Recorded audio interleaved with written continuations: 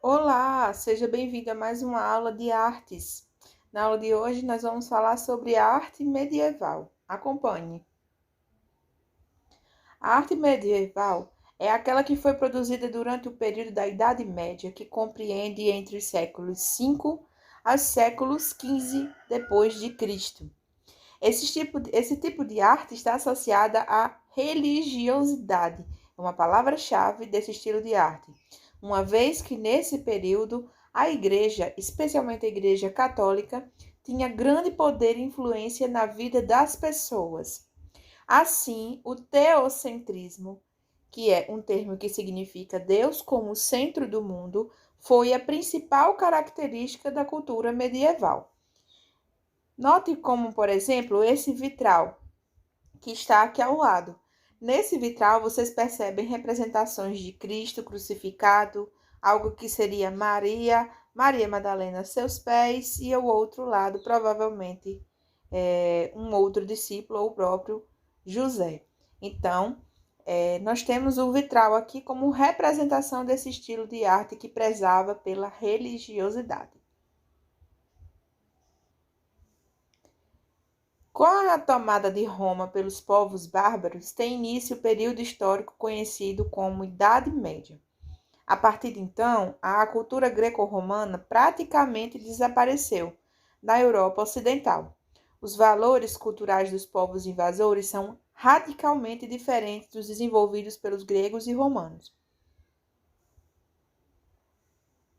Os povos bárbaros eram vistos pelos gregos, na verdade eram assim conhecidos, por não serem gregos ou romanos. Então, todo povo que tinha uma cultura, modos de agir, de cultuar, de viver diferentes dos gregos, eram chamados de bárbaros.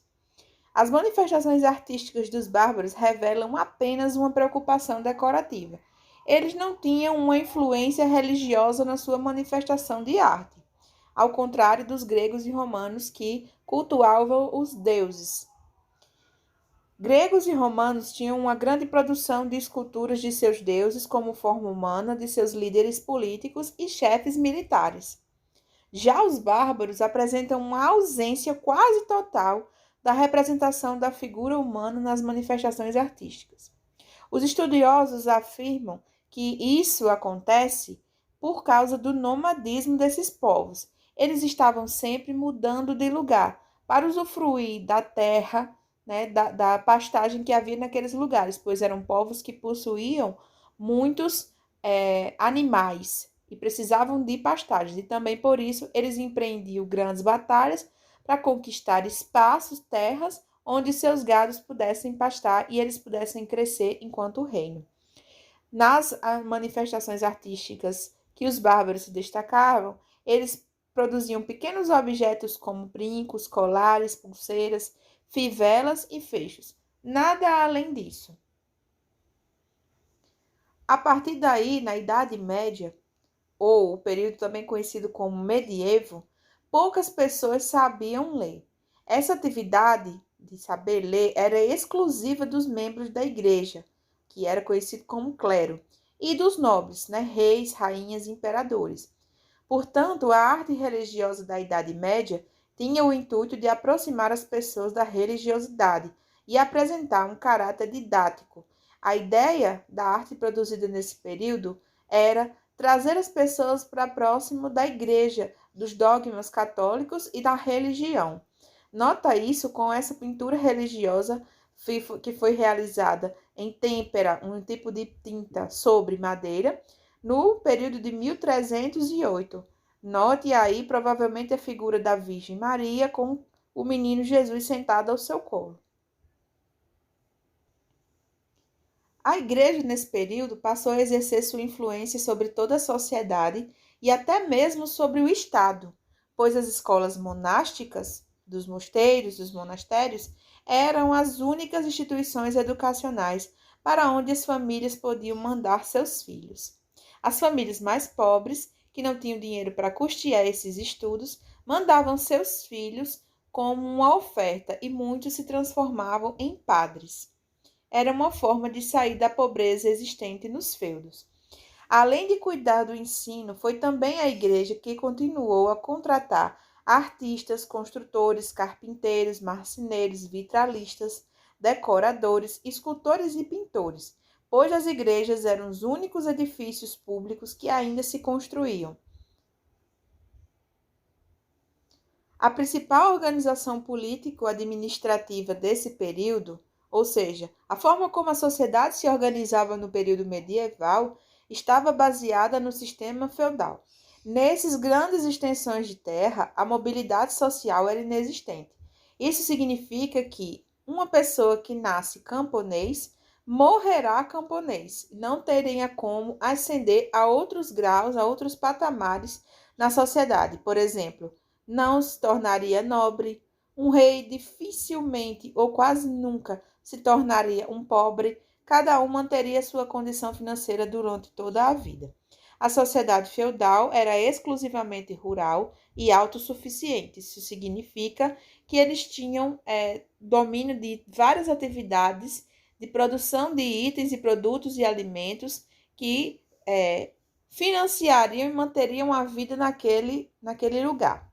A estrutura social era estamental e fixa, dividida em rei, que habitava os castelos, a moradia do senhor aqui no mapa, o clero, que se reunia em torno da igreja, a nobreza, que habitava também o castelo e os arredores, e os palácios, e o povo, que habitava as moradias, as pequenas moradias que existiam dentro dos feudos. Havia também o moinho, a aldeia dos camponeses, o cultivo, as terras que os camponeses cultivavam, os celeiros onde eles armazenavam os alimentos produzidos, os locais onde eles produziam tecidos para fazer roupas e madeiras para objetos e novas construções. Foi nesse contexto que a arte medieval se desenvolveu em diversos campos, como a arquitetura, a pintura, a música, a escultura e a literatura. Dois estilos predominantes nesse período foram o românico e o gótico. Nessa aula, nós vamos explorar mais o estilo romântico e gótico na escultura, na pintura e especialmente na arquitetura. Arte medieval românica. A arte medieval românica é aquela que possuía alguns resquícios da cultura romântica, aliás, de Roma, na arquitetura. Aqui, como exemplo, vocês veem a igreja de Notre-Dame, La Grande-Poitiers, que fica na França. Ela é uma igreja construída no estilo românico. Observe os detalhes das colunas. Você percebe que são firmes, são grossas, parecem muito estáveis. E essa realmente era uma característica comum desse estilo de arte. Ela recebe esse nome uma vez que está associada à cultura romana e ele foi desenvolvido durante o período denominado de Alta Idade Média, entre os séculos V e IX. Na arquitetura, na arte românica, nós temos castelos, igrejas, mosteiros, que revelam um estilo mais pesado se comparado à arte gótica. Por quê? Porque nós tínhamos poucas janelas e quando eram janelas pequenas. Nesses locais, então, a entrada de luz era muito pouca, era escassa. Ou seja, a arquitetura românica, as paredes das construções eram grossas, as quais revelam o intuito principal de defesa. Lembre-se que nessa época havia muitas invasões, guerras e tentativas de tomada por outros povos. Então, eles construíam esse tipo de construção como uma espécie de fortes para se proteger e para que elas se mantivessem de pé, mesmo em caso de ataque. As características mais significativas da arquitetura românica são a utilização da abóbada e dos pilares maciços, como vocês podem ver aqui na fachada da igreja de Santa Gertrude, em Nivelles. Vocês percebem que as poucas janelas que existem, e nas portais aqui na parte inferior, são circulares, são redondas na parte de cima. E isso é uma estrutura arquitetônica conhecida como abóbada, que foi desenvolvida no período romano e que perdurou pela arte românica. E os pilares maciços, como vocês podem ver, porque eles são grossos, realmente paredes muito bem estruturadas. Numa época em que poucas pessoas sabiam ler, a igreja recorria também à pintura e à escultura para narrar histórias bíblicas ou comunicar valores religiosos aos fiéis. Um lugar muito usado para isso eram os portais na entrada do templo. A pintura românica desenvolveu-se nas grandes decorações murais através da técnica do afresco. Essa característica está ligada às formas de arquitetura, pois as grandes abóbadas e as espessas paredes laterais, com poucas aberturas, criavam grandes superfícies que favoreciam a pintura mural. Eram quase como grandes telas prontas para serem recobertas por arte. Essa característica do afresco perdurou também pelo período renascentista. Aqui, como vocês podem ver, aqui temos uma pintura de um afresco no teto, na parte central, né, da Catedral de San Clemente de Itaú, na Espanha. O nome desse afresco é Cristo em Majestade, ou seja, a representação de Cristo num trono.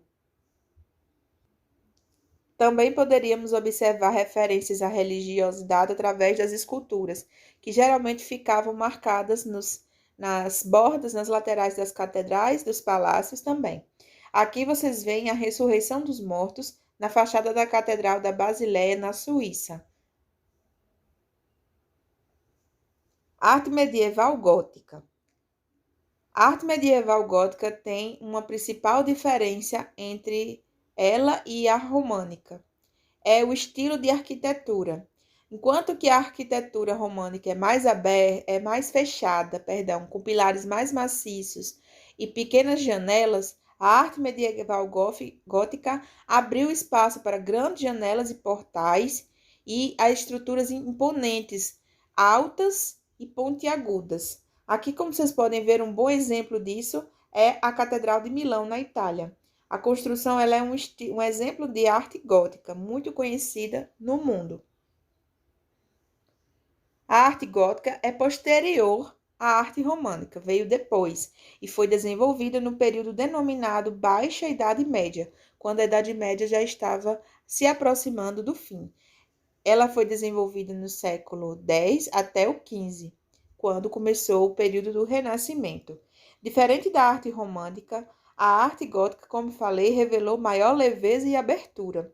Ou seja, se compararmos a arquitetura dos dois períodos, notamos que na arte gótica as construções não possuíam paredes tão grossas. Além disso, as entradas, sejam as igrejas e os mosteiros, já incluíam mais aberturas desde janelas e portas, o que favorecia, por exemplo, a produção de grandes colunas pontiagudas. Devemos então lembrar que as janelas na arte românica eram muito estreitas, enquanto na arte gótica as janelas eram maiores em maior número, permitindo assim a entrada de luz. Nesse período, prevaleceu os arcos de volta quebrada e as ogivas. Os arcos de volta quebrada e também as ogivas são essas formas que têm uma forma arredondada, mas que tem uma quebra num ângulo geralmente central na parte superior. Ainda na arquitetura, a arte gótica utilizou dos vitrais para a entrada de luz, a maioria deles com temas religiosos. Os vitrais foram muito comuns nesse período, eram feitos de vidro e repleto de cores.